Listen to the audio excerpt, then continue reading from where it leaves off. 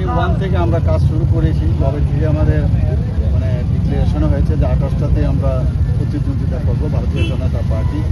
এবং তাই নয়, আমরা এর প্রায় 3 মাস আগের থেকে, ডিক্লারেশনের 3 মাস আগে থেকে আমরা জনজাতীয় অধ্যুষিত এলাকায় কাজ করছি।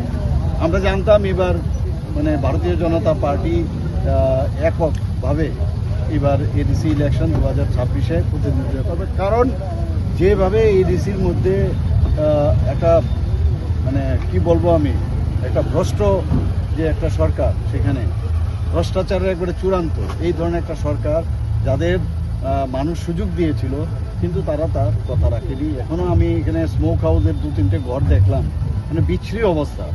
তো বিভিন্ন জায়গায় আমরা টাকা পয়সা দিয়েছি, প্রায় 30 কোটি টাকা হসপিটালের জন্য দিয়েছি, তারপরে আবার 10 কোটি টাকা দিয়েছি বাজেটের বাইরে, তারপর আবার আমি বিভিন্ন প্রকল্পের জন্য 30 কোটি টাকা দিয়েছি।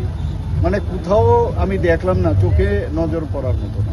কারণ মানুষ বুঝছে যে এই ধরনের সরকার এর আগে কমিউনিস্টও ছিল, এছাড়া কংগ্রেস থেকে আরম্ভ করে সব সরকার ত্রিপুরাতে টেস্টেড।